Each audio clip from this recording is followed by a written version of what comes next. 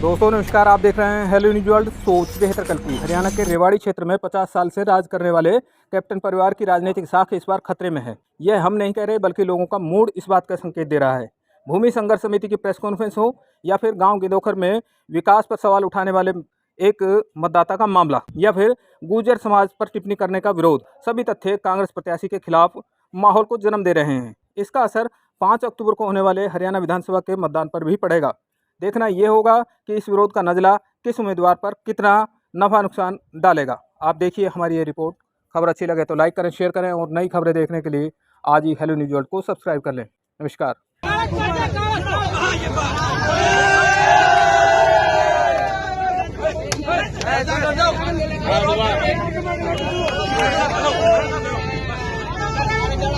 उधर एकता, उधर एकता, भारत माता की भारत। सबसे पहले मैं मीडिया को जो धन्यवाद करूंगा कि आप लोग हमारे हौसला अफजाई के लिए आए, हमारा उत्साह बढ़ाया, हमारी बातों को आगे रखें। सर, सबसे बड़ी बात यह है, आप लोगों को सबको पता है कि कुछ साल पहले लालू प्रसाद यादव का चारा घोटाले में जो नाम उजागर हुआ था, तो हम बड़े सरप्राइज करते थे, भाई ये चारा घोटाला कैसे हो सकता है, कैसे आदमी जो है चारा खा सकता है। परंतु ये बात उस समय सही साबित हुई जब हम अपने गांव में ये बात हुई कि कैप्टन अजय यादव ने अपने लिए मात्र 2 गाय खरीदी थी, जो अपने घर इस्तेमाल के लिए थी, और उन 2 गायों के नाम से गौशाला रजिस्ट्रेशन करवाई। उस गौशाला के नाम से गवर्नमेंट से अपनी सत्ता का दुरुपयोग करते हुए, अपने पावर का इस्तेमाल करते हुए हर साल सरकार से 5 लाख रुपए उन गौओं के नाम से लेते थे। जबकि हमारे सनातन धर्म में हमारी माँ जब भी पहले खाना बनाती थी, 1 रोटी गौओं के नाम से निकालती थी। और ये आदमी ऐसा है कि उन गौओं का भी भोजन खुद ही खाना पसंद करता है। हमने धरना प्रदर्शन किया और उस धरना प्रदर्शन में जो है उसकी इंक्वायरी हुई, और इंक्वायरी में ये सही साबित हुआ कि ये गैर कानूनी तरीके से गौशालाएं चलाई जा रही है, इसका उपयोग गलत हो रहा है। तब इसका वो जो ग्रांट मंजूर हो रही थी वो कैंसिल की गई। इसलिए हमने वहां से किया कि इसका हम ये उजागर करना चाह रहे हैं कि ये आदमी सत्ता का किस तरह से दुरुपयोग कर सकता है। दूसरा बात, इन्होंने जो कहा है कि नौकरी का लालच देके जमीन जो है सरप्लस की जमीन इनके बाप से जो अलॉट हुई थी, उसका किस तरह से ट्रांसफर अपने नाम से करवा गया। एक नाम इन्होंने बता दिया, सैलानी उस मदन, जो इनका पिताजी गुजर गया, उनके नाम से जमीन अलॉट हुई थी। उसको इसकी बहन जो है हाई कोर्ट में जज थी, उसने गुड़गांव में, आज भी वो लड़का नौकरी कर रहा है, गुड़गांव कोर्ट में जो है नौकरी लगवाया था। उसके बाद 2 साल के बाद इसका छोटा भाई कामेश, वो हरियाणा पुलिस में नौकरी लगवाया था। ये दोनों नौकरी लगवाने के बाद इसने कप्तान ने कहा कि भाई मैंने तुमको नौकरी लगवा दिया है, अब वो जमीन जो है हमारा जो सरपंच की जो आप लोगों के नाम हो हुई थी, उस जमीन को मेरे को वापिस कर दो। अब वो बेचारे क्या करते, मजबूरी में थे, अगर नहीं करता है तो वो नौकरी उनकी जाती है। वो जमीन उन्होंने इसके नाम से अलॉट कर दी है, आज भी वो रजिस्टर्ड है। आप लोग इंक्वायरी कर सकते हो, मिला सकते हो पटवारी के खाते में। दूसरी बात, एक धानक समाज से थी छन्नो, वो बेचारी विधवा हो गई थी बचपनी, उसके छोटे छोटे बच्चे थे, उसके नाम सरप्लस की 2 एकड़ जमीन अलॉट हुई थी। अब वो बेचारी कुछ भी नहीं थी, इनके पानी वानी भरती थी, पशुओं को देखती भाल करती थी, इस तरह का काम करती थी। वो काबिज थी, उसने सारे कागज कार्रवाई पूरी की, किस्तें भरी, और उसके बच्चे को लालच दिया कि भाई मैं आपको नौकरी लगवा दूंगा, आप मुझे ये जमीन जो है मेरी 2 एकड़ जो जमीन है वो वापस रजिस्टर कर दो मेरे। अब वो वापस ले ली, परंतु नौकरी नहीं लगवाया गया, उनके साथ धोखा हुआ। इस तरह की कई बातें हैं जो जो कप्तान ने ये कर रखे हैं। तो हम आपके माध्यम से ये रिक्वेस्ट कर रहे हैं कि ये इस बात का पब्लिक को पता होना चाहिए। हम किसी राजनीतिक पार्टी से नहीं है, हम तो अपनी एक संघर्ष समिति है, इसके कारनामे को पब्लिक के सामने उजागर करना चाह रहे हैं। और ये आपके, और मैं प्रधानमंत्री श्री नरेंद्र मोदी से भी ये रिक्वेस्ट करूंगा, यदि हमारे इस लाइव को देख रहे हैं तो इसको संज्ञान में लें और इन सारी बातों को गंभीरता से उठाएं और इसकी इंक्वायरी करके इसका दूध का दूध और पानी का पानी किया जाए। जो आप 5 लाख रुपए का आरोप लगा रहे हैं गौशाला का, उसके पास आपके पास क्या सबूत है?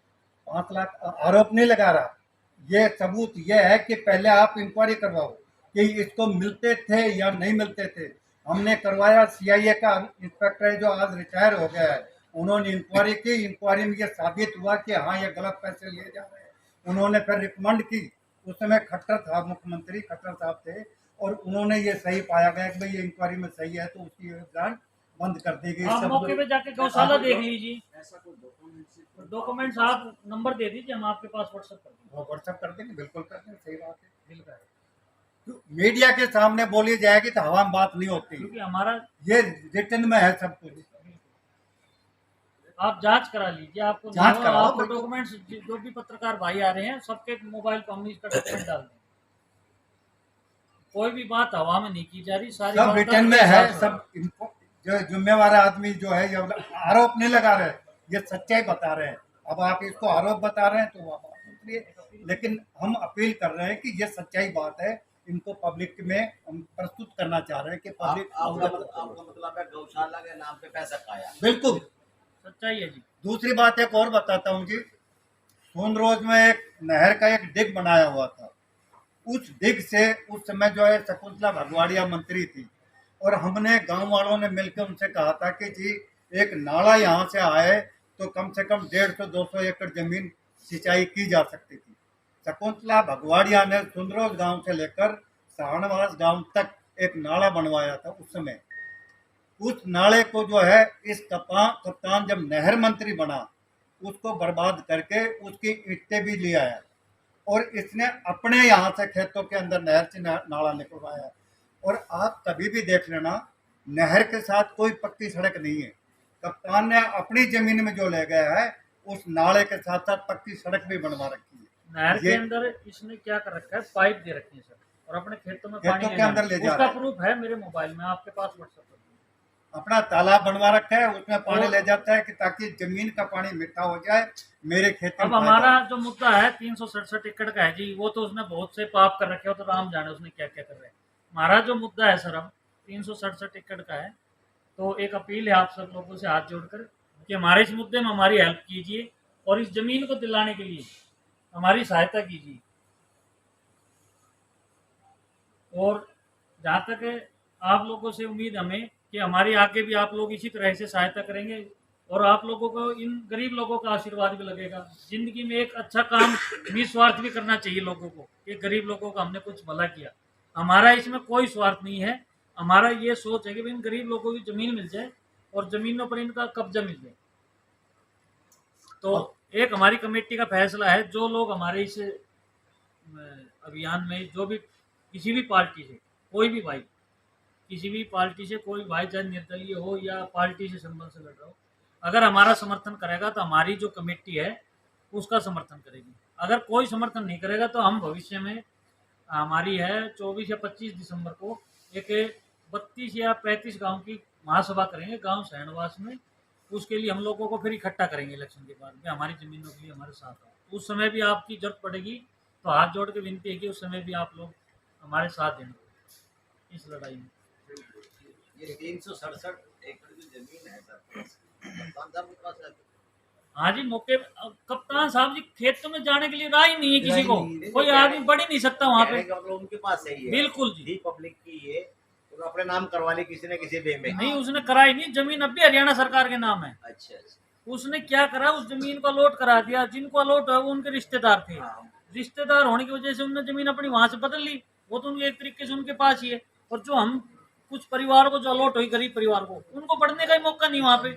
अब हम खेत में यही नहीं पता है जी, उसके एक जोड़ी है बीच में, वहाँ पे पहले हम बेर बार खाने जाते थे, आज उस खेत में बढ़ने का राह ही नहीं जी, चारों तरफ से तारबंदी कर रखी, कहीं बढ़ ही नहीं सकती जी। और वो जमीन हरियाणा सरकार, हमने जब, आप मानोगे एम्स का जब मुद्दा उठा था तो हम खुद डीसी साहब से मिले थे, सर आपको 200 एकड़ जमीन चाहिए, जिसमें से 132 एकड़ तो हरियाणा सरकार के नाम है, आपने 80 एकड़ जमीन और लेनी है, 132 तो आपके हरियाणा सरकार ही रखी है, आप बनाओ ना, एम्स रेवाड़ी के पास है, जब यहाँ पे मौके की जगह है। डीसी साहब ने कहा भाई इन चीजों के लिए मेरे पास टाइम नहीं है, कि हम कहाँ तक जाएं जी आप लोग। कौन से डीसी थे वो?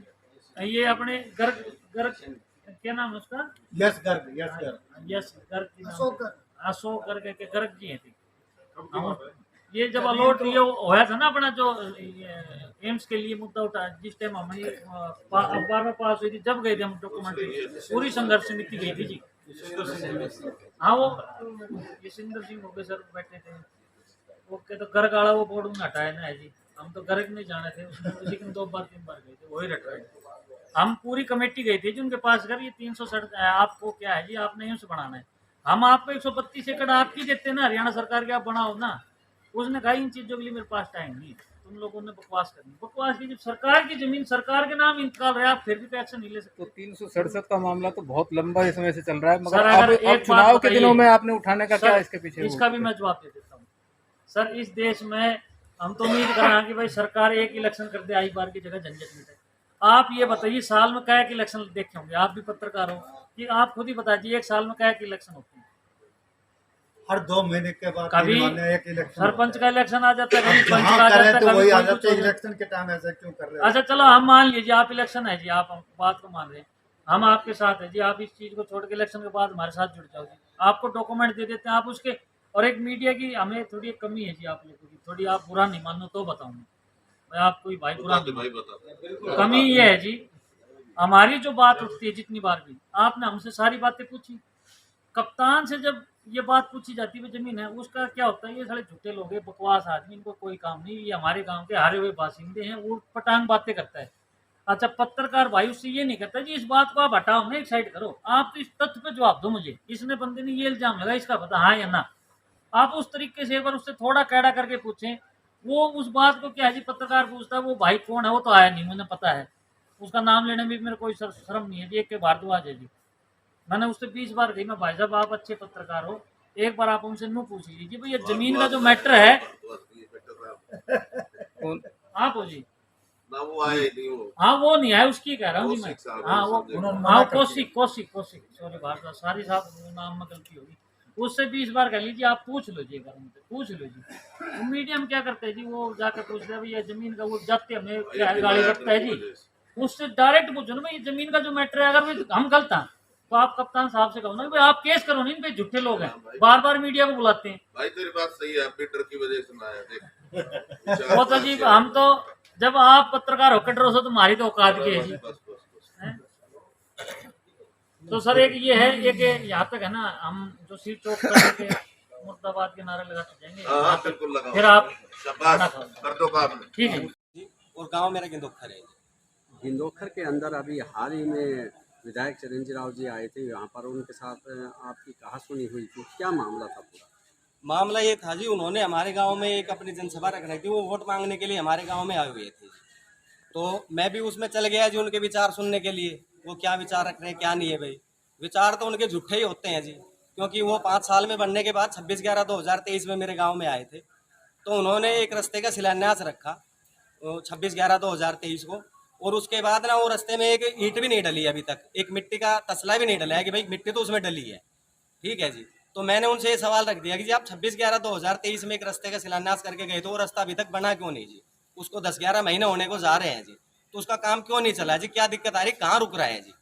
तो उन्होंने बोला कि मेरा काम तो रुपए देने का था, मैंने तो 16 लाख रुपए की ग्रांट दे दी, अब काम नहीं हुआ तो मेरी सरकार नहीं है, मेरी सरकार बनाओ इस बार, मैं काम आगे और बढ़ा दूंगा और ग्रांट दूंगा, उस रास्ते को बढ़वा दूंगा। तो ऐसे बोला, तो मैंने उनको बोला कि जी फिर वो रुपए कहाँ गए जी, आपने किसको दिए हैं जी? कहीं तो रुक रहे होंगे आप, ये तो बताओ जी। हम सरपंच से पूछते हैं तो सरपंच बोलता है मेरा काम नहीं, इसमें विधायक कोटे से हो रहा है, ये विधायक का काम है।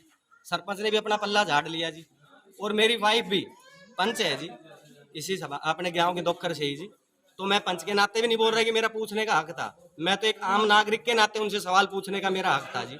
और सबका है जी, वोट डालता है तो उसका अधिकार भी है जी सवाल पूछने का। मैंने कोई गलत बात नहीं कही जी, ना मैंने उनको कोई गाली गलौज कहा, ना मैंने उनको कोई पिलमा झटकी की, ना मैंने उनके साथ कोई मार पिटाई की, बल्कि उनके ही जो सहपाठी थे वो ही मेरे सारे पिलट गए। उन्होंने मेरी गुद्दी भी पकड़ ली और यहाँ पे धक्का मुक्की भी हुई, और जो मेरे साथ के बंदे थे उन पे भी उन्होंने किया जी यही बात। और ये सवाल एक मेरा नहीं था जी, ना वो मेरा कोई पर्सनल रास्ता है जी, ये सवाल पूरे गांव का था। लेकिन किसी को हिम्मत नहीं हो रही थी बोलने की। मेरे को तो बहुत से बोल रहे थे भाई ये सवाल रखना है, लेकिन किसी की हिम्मत नहीं थी ये सवाल पूछने की। सबको उन्होंने डरा रखा है। और उन्होंने तो क्या, उन्होंने जो अपने गुर्गे छोड़ रखे हैं गांव में, उन्होंने डरा रखा है। गांव में एक भय बना रखा है कि हम अजय कप्तान के पास रहते हैं, हम अजय कप्तान के पीए हैं, हम लंबड़दार हैं, हम सरपंच हैं, हम जो भी कुछ है हम ही हैं इस गांव के मालिक। और गांव से जो भी वोटें जाती है ये हमारी हैं, ये वोटें वो गांव की वोटें हैं, वो उन्हें एक घराने की वोटें नहीं है कि वे उसी एक घर की वोटें हैं। वो उनकी कितनी वोटें होंगी, अगर उनके घर को भी मिला के उनके घर की भी बता दे जी। उनके ही एक भाई लक्ष्मण यादव जी के साथ भी घूम रहा है, एक सतीश के साथ भी घूम रहा है, एक चिरंजीव के साथ घूम रहा है, एक महावीर मसानी के पास घूम रहा है जी। वो भी सभी पार्टियों से जुड़े हैं, उन्होंने भी कोई ऐसी पार्टी नहीं जिसके साथ वो नहीं जुड़े हैं, तो उनकी कैसे हो गई वो वोटें। मैं तो ये बात भी बोलना चाहता हूँ कि गाँव वाले को भी अगर मेरी ये बातें सुने तो वो बोले उनसे कि भाई आपकी वोटें कैसे हैं, आप अजय कप्तान की कोठी पे कैसे लिखवा देते हो कि भाई हमने गांव की नौकर से वोटें दिला दी, आपको 600 दिला दी, 500 दिला दी, इतनी वोटें दिला दी। क्या वे उनकी वोटें हैं? वो पूरे गांव की वोटें हैं जी। तो आते भी हैं तो नेता तो सबका हुआ जी, उनका तो नहीं हुआ। अब मेरे से बोलते कि हमारे नेताजी से तूने ऐसे सवाल क्यों किए, उनका नेता कहाँ से हो गया जी? वो गांव के नौकर में मैं रहता हूँ तो मेरा भी नेता है, आप रहते हो तो आपका नेता है, सबका नेता है जी। वो चाहे उसको कोई वोट दे या ना दे, नेता सबका है, जो भी बन के आएगा वो सबका रहेगा। अब लक्ष्मण यादव जी भी अगर बन के आ गए तो वो भी पूरे गांव के नेता रहेंगे जी, किसी एक घर के नहीं रहेंगे। तो मेरा तो यही सवाल था जी, अगर ये गलत लग रहा है तो आप बताओ जी इसका कि हाँ भाई ये गलत है। तो अभी आपको क्या लग रहा है आपके साथ? अभी आप कह रहे थे कुछ कि मुझे खतरा है। हाँ जी, गांव में बहुत सी अफवाहें फैल रही हैं। मेरे से डायरेक्ट कोई बात हुई नहीं है, उनके घरों से ही मेरी मिसेज गई थी, उनके घर के पास ही हमारा एक गड्ढा है तो वहाँ पे वो कूड़ा डालने जाती है, तो उनके घरों से ही किसी ने मेरी मिसेज से भी ये सवाल किया कि आपके हस्बैंड ने पंचायत घर में जाके और चिरंजीव राव को बहुत गंदी गंदी गालियाँ बकी और वो डंडा कूद के उस पंचायत घर में घुसा और वो वहाँ से करने के बाद भी ये काम डंडा कूद के ही वहाँ से बाहर निकला। तो मेरी मिसेज ने बोला कि घर पे आते ही मुझे पता चल गया था और वो पहले से कह रहे थे कि मैं सवाल पूछूंगा। तो मैंने बोला था कि मैं जाके पूछ लूँ वो सवाल, तो उन्होंने मना किया कि नहीं आप मत जाओ वहाँ पे, लेडीज हो अच्छा नहीं लगेगा, मैं पूछ लूंगा ये सवाल। ठीक है जी, ये बात थी। तो मेरी मिसेज ने कहा कि ऐसा कुछ नहीं है, मेरे पास वीडियो भी है, मैं भी दिखा सकता हूँ। अगर वो गाली दे रहा है, वो या नहीं उसके कोई भी सहपाठी अगर गाली दे रहे हैं तो मैं उनकी भी जिम्मेवार हूँ, अगर किसी ने वहाँ पे गाली दी हो तो। अगर वो पहले किसी के साथ फिल्मा झटकी कर रहा है तो भी मैं जिम्मेवार हूँ। और वो डंडा कूद के गई है, डंडा कूद के गया है तो भी मैं उसकी जिम्मेवार हूँ। वो रास्ते से गया है सबके सामने और सबके सामने आया है, और आया क्या है, आपने उनको जबरदस्ती भगाया है वहाँ से, उनके सवाल पूरे नहीं होने दिया आपने। उनके बहुत से सवाल थे, ये मेरी मिसेज ने उनको बोला, उनके घर पे जाके ये बात बोल दी है और उन्होंने जिसका नाम लिया उसको भी प्रूव कर दिया कि भाई उन्होंने ये बात नहीं बोली। 5 तारीख का अब मतदान होना है। हाँ जी, तो क्या निर्णय रहेगा अब? निर्णय यही रहेगा जी, अब ऐसे नेता को कौन वोट देगा जी। और हमारी तो कोशिश पूरे गांव से यही रहेगी कि जी ज्यादा से ज्यादा वोटों से हम उसको हरा के भेजें अपने गांव से, ताकि औरों को भी पता लगे और उनको भी पता लगे और उनके जो चमचे हैं उनको भी पता लगे कि यहाँ पे गांव में तुम्हारी क्या छवि है। और उनके बात बता दे छवि का भी जी, सरपंच में वो हारे, ब्लॉक समिति में खड़े हुए तो चौथे नंबर पे वो आए, उनका बताओ क्या वजूद है अब गाँव में। था एक टाइम जब कुछ काम ऑनलाइन नहीं था, तब उन्होंने गाँव को बेवकूफ बना के रखा, किसी का बीपीएल का कार्ड बनवा दिया, किसी का कुछ बनवा दिया, किसी का आधार कार्ड बना दिया, आपकी पेंशन बनवा देंगे, 60 साल के पहले बना देंगे, बाद में बना देंगे, ये उनका प्रोपगंडा था गांव में। अब वो बातें जब से भाजपा आई है गांव में नहीं चलती है, सब लोग जागरूक है, सबका काम अपने आप होता है। कोई 60 साल का हो गया तो उसके घर पे पहले मैसेज आ जाता है फोन पे, रजिस्टर्ड नंबर पे कि आप 60 साल के हो गए, आप आ जाओ बाल कल्याण विभाग में अपना करवा लो। एक सेकंड हाँ जी, पिता का नाम शहीद राम नारायण, क्या नाम है जी आपका? अमर सिंह। जी, पिता का नाम शहीद राम नारायण। क्या कहना चाहोगे आप? अब मैं बता देता हूँ। मेरे चाचा का लड़का गुजर गया था, उस टाइम पे चिरंजीव राव वहाँ आए शोक मनाने के लिए। आते हुए आदमी आते हैं, शोक मनाने के लिए आते हैं, दिलासा देने के लिए आते हैं। इसके साथ में प्रकाश इसी गांव का जो इसका पीए बोला जा रहा है आजकल, वो भी था। बातें होने लगी, ये रास्ता हमने बनवा दिया, फीता लेके नापने लग गए शोक सभा में। ये बीकानेर से गिंदोखर तक की रोड हम बनवाई है। महा झूठ और निकम मेरे आज तक 2 शहीद हैं मेरे चाचा और पिता, उनकी समाधि के लिए जगह नहीं थी। 6 साल पंचायत हो गई इनकी। ये वोट लेगा चिरंजीवी, इसके पिल्ले रहेंगे इस गांव में? कभी नहीं।